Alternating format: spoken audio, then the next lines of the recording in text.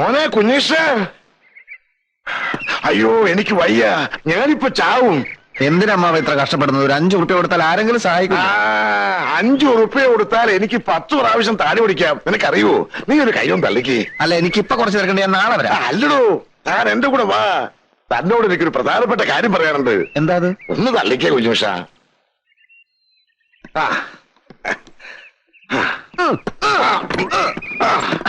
എന്താ അമ്മാവ പറയാനുണ്ട്? അതൊക്കെ പിന്നെ പറയാം. നീ ഒന്ന് ശരിക്ക് തള്ളേ. ഞാൻ ശരിക്കും തള്ളുന്നുണ്ട് അമ്മാവ.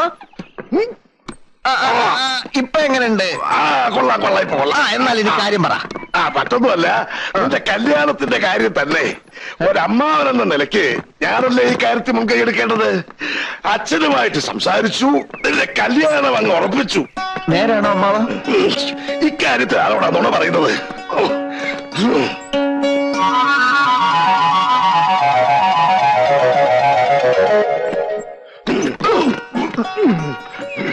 നീ തള്ളുന്നില്ല.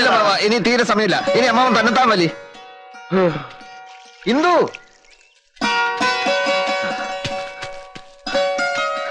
ഇത്രയും പെട്ടെന്ന് ഈ തീരുമാനം ഉണ്ടാവുമെന്ന് ഞാൻ വിചാരിച്ചില്ല. എന്ത് കല്യാണം? കല്യാണോ? ഓ, അമ്മാവനും അച്ഛനും കൂടി അതങ്ങ് ഉറപ്പിച്ചു. ഇന്ദു അറിഞ്ഞില്ലേ? ഇല്ല. എന്നാൽ അതാണ് സത്യം. ഇന്ദുവിന് സന്തോഷായില്ലേ? എനിക്ക് പിന്നെ സന്തോഷം ഇല്ലാണ്ടിരിക്കുവോ? ഒരു കാര്യത്തിലേ എനിക്ക് സംശയമുള്ളൂ. കല്യാണം കഴിഞ്ഞാൽ, അല്ല വല്യേട്ടന് പണിയൊന്നുമില്ലാതെ. അതിനൊക്കെയുള്ള എല്ലാ പ്ലാനും ഞാൻ തയ്യാറാക്കിയിട്ടുണ്ട്. ഒരു ബിസിനസ് തുടങ്ങാൻ പോവാ. എന്ത് ബിസിനസ്? അത് തുണിക്കട. നമ്മൾ ഈ സാരിയും പാവാടയും ബ്ലൗസും ഒക്കെ ഒരു സ്ഥലത്ത് വാങ്ങിച്ചോണ്ട് വെക്കും. അത് വലിയ വില കൊടുത്ത ആളുകൾ വാങ്ങിച്ചോണ്ട് പോകും. നമ്മൾ ഒരിടത്ത് ഇരുന്നാൽ മതി, ലാഭം ഇങ്ങനെ വന്നുകൊണ്ടേയിരിക്കും. ഈ വൈദ്യര് ഡോക്ടർ എന്നൊക്കെ പറഞ്ഞ ഒരു പുലിവാല് പിടിച്ച പണിയാ. ഈ കാലത്ത് ബിസിനസ് മാത്രമേ രക്ഷയുള്ളൂ. ഇത് മാത്രമല്ല, കല്യാണം കഴിഞ്ഞുള്ള മധുവിധുവിന്റെ കാര്യം പോലും ഞാൻ പ്ലാൻ ചെയ്ത് കഴിഞ്ഞു. അത്രയൊക്കെ മുന്നോട്ട് പോയോ? ബഹുദൂരം മുന്നോട്ട് പോയി എന്ന് വെച്ചാൽ ഏകദേശം ഊട്ടി വരെ.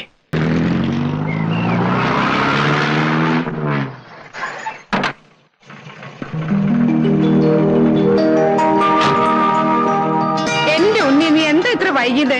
കാലത്ത് മുതൽ കണ്ണിൽ എണ്ണ ഒഴിച്ച് കാത്തിരിക്കാം. അയ്യോ അമ്മ, കണ്ണിൽ എണ്ണ ഒഴിക്കരുത്. ഇപ്പോഴത്തെ എണ്ണയിൽ മുഴുവൻ കലർപ്പാ. ഒന്ന് പോടാ, അവന്റെ തമാശ. നിക്കൂ, കഴിഞ്ഞ തവണത്തെക്കാളും വല്ലാണ്ട് ക്ഷീണിച്ചിരിക്കണു. ഓ, എങ്ങനെ തളുതളുതളുന്നിരുന്നതാ എന്റെ കുട്ടി.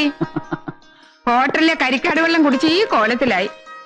നീ വേഗം പോയി കുളിച്ചു, അമ്മ ചോറ് വിളമ്പ. അമ്മേ, ആ അച്ഛനും ഏട്ടനൊക്കെ എവിടെ പോയി? അച്ഛനാ മൂത്തടത്തേക്ക് പോയിരിക്കുക. അവിടുത്തെ ആ ചെക്കന് പിന്നെയും പ്രാന്തലായി. പാവം. കുഞ്ഞേഷാ, കുഞ്ഞേഷാ, ഇത്ര നേരം ഇവിടെ ഉണ്ടായിരുന്നു. കിടന്നുറങ്ങിയായിരിക്കും ആ ശ്രീകരം. അല്ല, എന്തിനാ ഇത്ര പെട്ടെന്ന് എഴുത്തയച്ചൊക്കെ വരുത്തിയത്? വിശേഷമൊന്നുമില്ലല്ലോ? വിശേഷമുണ്ട്. എന്താ അമ്മേ? പറയില്ല. കൊഞ്ചാതെ കാര്യം പറ അമ്മേ. കല്യാണം നടക്കാൻ പോവാ. കല്യാണോ? ആരുടെ? നിന്റെ കുഞ്ഞേഷിന്റെ. എന്റെയോ? ഇപ്പോഴോ? ഇപ്പഴില്ല, കുറച്ചുകൂടി കഴിഞ്ഞിട്ടേ ഉള്ളൂ. തമാശ പറയില്ല എന്റെ അമ്മേ. തമാശ അല്ലടാ, കാര്യമായിട്ട് പറയാ. നിന്റെ അച്ഛനും അമ്മാവനും കൂടി എല്ലാം പറഞ്ഞ് തീരുമാനിച്ചുറപ്പിച്ചിരിക്കുക. ഹൗസ് സർജൻസി കഴിയാൻ ഇനി 2-3 മാസം കൂടി ഉള്ളൂ. അത് കഴിഞ്ഞ് പ്രാക്ടീസ് ഒക്കെ തുടങ്ങി ഒരു 4 കാശ് കിട്ടി തുടങ്ങിയിട്ട് പോരെ കല്യാണമൊക്കെ? അപ്പോഴേക്കൊക്കെ ഉണ്ടാവുള്ളൂ.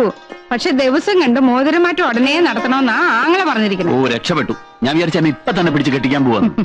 അല്ല, ഏട്ടന് പെണ്ണ് കണ്ടോ? പോവല്ലോ, ആ കാര്യങ്ങളൊക്കെ ആങ്ങളെ ഏറ്റിരിക്കുക. ഞാൻ വന്നേ ഉള്ളൂ. ഏട്ടൻ പകലിടന്ന് ഉറങ്ങുക? ഇന്നലെ രാത്രി തീരെ ഉറങ്ങിയില്ല. എന്തു പറ്റി? 2 ഉരുളി ഭൂതമാരണ ഘൃതം കാച്ചാനുണ്ടായിരുന്നു. ഒന്ന് പോടാ അവിടുന്ന്. അവന്റെ ഒരു ഭൂതമാരണം കാച്ചല്. നേരെ ചൊവ്വ ഒരു ഗുളിക ഉരുട്ടോ നീ. നിന്റെ പഠിപ്പൊക്കെ എങ്ങനെയുണ്ട്? ആ, നടക്കുന്നു. പരീക്ഷയിൽ ജയിക്കല്ലോ അല്ലേ? ജയിക്കണം. ഇല്ലെങ്കിൽ എനിക്കാ കുറച്ചില്. നാട്ടുകാരുടെ മുമ്പിൽ എനിക്ക് തല നിവർത്തി നടക്കാൻ പറ്റില്ല. ഞാനിപ്പോ ഒരു കൊല്ലം. നീ ഒന്ന് വേഗം പോയി കുളിച്ചിട്ട് വന്നേ പോ. ഇളിക്കണ്ട.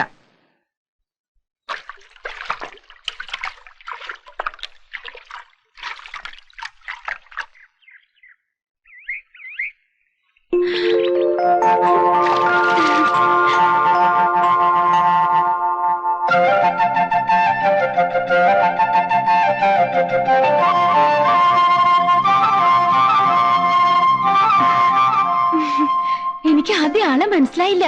വരുന്ന വിവരം എന്താ അറിയിക്കാഞ്ഞ്? വന്നിട്ട് അറിഞ്ഞാ മതിയെന്ന് തോന്നി. അറിയിച്ച വേറെയും കുഴപ്പമുണ്ട്. അപ്പൊ നിന്നെ ഫുൾ മേക്കപ്പിലെ കാണാൻ നോക്കൂ. ഈ ഒറിജിനാലിറ്റി ഉണ്ടല്ലോ, അതാണ് എനിക്കിഷ്ടം. ഓ പിന്നെ, മേക്കപ്പ് ചെയ്തിട്ട് വേണമല്ലോ എനിക്ക് ഉണ്ണിയേട്ടന്റെ മുമ്പിൽ വരാൻ. ഒരു മറവില്ലല്ലോ ഭഗവാൻ ഇവിടെ. മറവോ? അതേന്നേ, ഒരു ചൂടുള്ള സമ്മാനം അങ്ങോട്ട് തരാമെന്ന് വെച്ചാ വല്ലവരും കണ്ടാലോ? അല്ലെങ്കിൽ ആരെങ്കിലും കാണുന്നെങ്കിൽ കാണട്ടെ.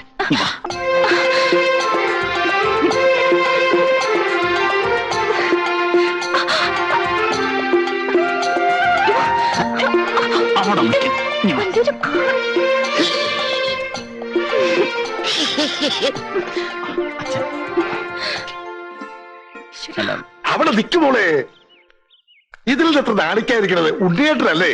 നിങ്ങൾ സംസാരിക്കേ, ഞാൻ പോയേക്കാം. അല്ല ഞാൻ അമ്മാവനെ കാണാൻ ഇറങ്ങിയതാ. ഓ താനല്ല വന്നത്. ഓ ക്ഷമിക്കണം. ഇനിയിപ്പോ താനെന്നൊക്കെ വിളിക്കുന്നത് വളരെ സൂക്ഷിച്ചു വേണം. 3 മാസം കഴിഞ്ഞാ ഡോക്ടറായ പോകുന്ന ആളല്ലേ. ഞാൻ ഡോക്ടറായാൽ അമ്മാവൻ എന്റെ അമ്മാവനല്ലാതാവൂ. അതില്ല, എത്ര വലുതായാലും ബന്ധങ്ങളൊക്കെ ബന്ധങ്ങളാവുണ്ണി.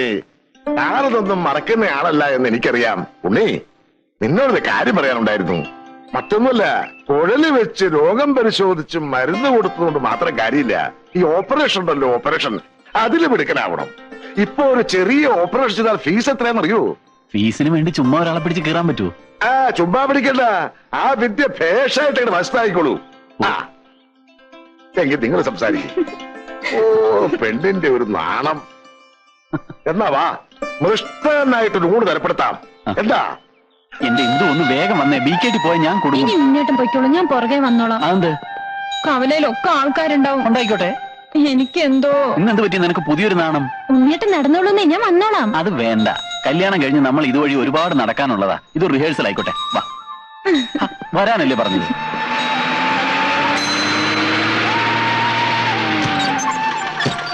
ഞാൻ പോട്ടെ. ശരി. ബൈ.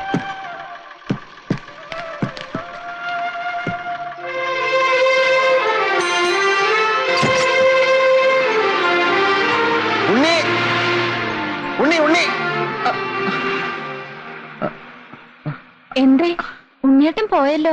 അവനിത് എടുക്കാൻ മറന്നേ. ഞാൻ ഇത് വെച്ച് 1-2 രോഗികളെ പരിശോധിക്കായിരുന്നേ. ഇത് വെച്ച് വല്യേട്ടൻ എന്ത് പരിശോധിക്കാൻ?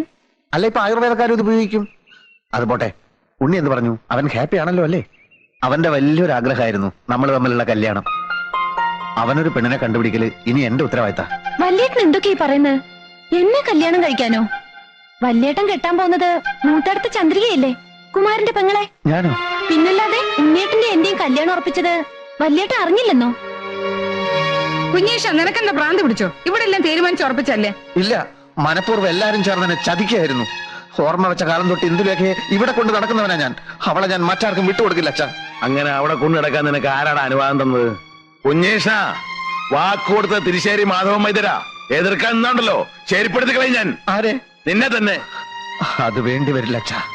ഉണ്ണി ഇന്ദുലേഖയെ കെട്ടുന്ന ദിവസം ഈ വീടിന്റെ ഉത്തരത്തിൽ കിടന്നാടുന്നത് ഞാനായിരിക്കില്ല, എന്റെ മൃതദേഹമായിരിക്കും. കുഞ്ഞേഷ, വാക്ക് പാലിക്കുന്ന തിരിശ്ശേരി മാധവൻ വൈദ്യർ എന്ന് പറയുന്ന ഇതേ അച്ഛന്റെ മോനാ ഞാൻ. അമ്മാവനെ കണ്ട് ഇന്ന് തന്നെ ഒരു തീരുമാനമെടുത്തില്ലെങ്കിൽ തെക്കേ കണ്ടത്തിൽ എനിക്കുള്ള കുഴി കുത്താൻ ഇപ്പൊ തന്നെ ആളെ വിളിച്ചോളൂ.